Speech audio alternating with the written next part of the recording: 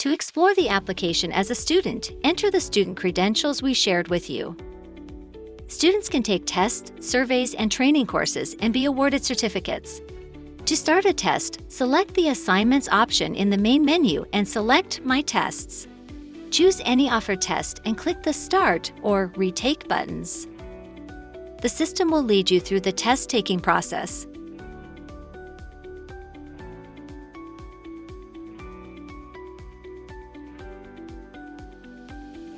After completing the test, and if the test manager allows it, you will see a personal report with or without question details.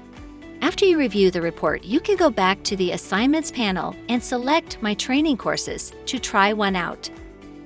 Training courses contain several steps with various multimedia attached as resources.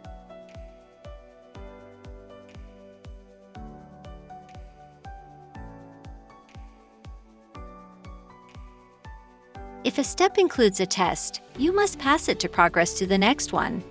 To explore the application using other security roles, check out the other instructional videos we shared.